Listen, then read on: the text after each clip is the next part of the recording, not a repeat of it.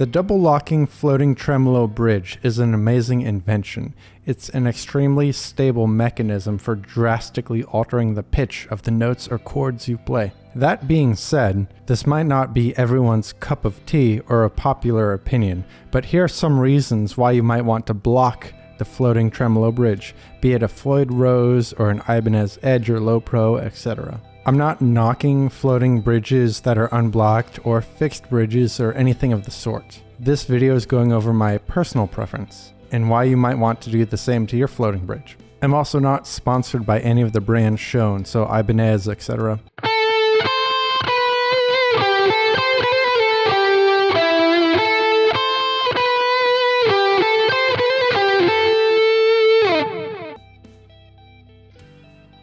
So first of all, what is meant by blocking the bridge? Of course, this bridge, you can bend the pitches up, you can dive bomb down. So when I talk about blocking the bridge, I'm talking about blocking both up and down. So a completely fixed bridge. There are things you can buy online that you can screw into the body in the back, in the cavity right here. But the method that I use simply uses guitar picks and tape. And I made a video on this, you can check it out, linked below. And it is, of course, 100% reversible.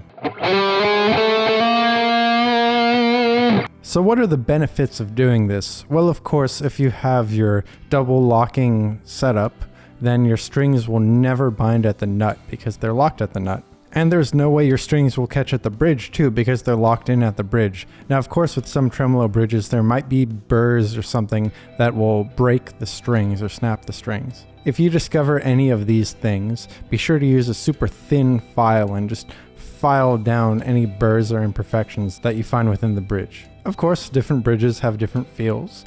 Some people might prefer the feel of a vintage bridge or any of the models of the fixed bridge. Some people might prefer the feel of the tele bridge. And of course, some people might prefer the feel of any kind of Floyd Rose or Ibanez Lo Pro bridge. It's entirely possible that you prefer the feel of a floating bridge, but you like the stability of a fixed bridge. Blocking a floating bridge then will give you that stability with also that feel. Another benefit then is, of course, you have access to the fine tuners with a bridge that's fixed in place. And of course, you can easily reverse the mod by removing the blocks that you put in place. This will give you access then to the benefits of the floating bridge, so you can do your dive bombs, your pull-ups, all that stuff. So you have your strings locked in place. Of course, changing the intonation will be a breeze too, because then when you detune the string to make the adjustment, there's not going to be any kind of crazy instability, things like that.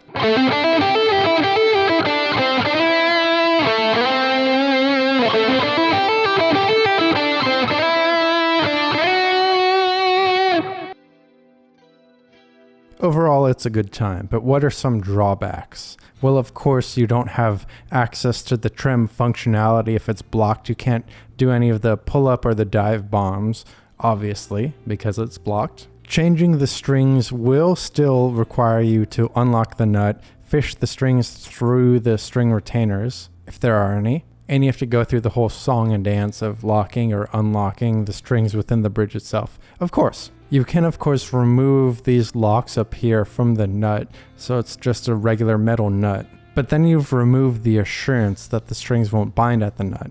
And there's a lot of guitars that have maybe lesser quality tuners on their double locking tremolo guitar models because they're relying on this nut to be locked down. And then, of course, this is an extremely stable approach, but it will never be as stable as an Evertune. The Evertune will always defeat pitch drift. It'll always hold your strings in tune. To a degree, of course, you have to tune them over time. They're not magic. But then, of course, you do still get the really good tone of a floating bridge model guitar without the Evertune robbing the tone from you.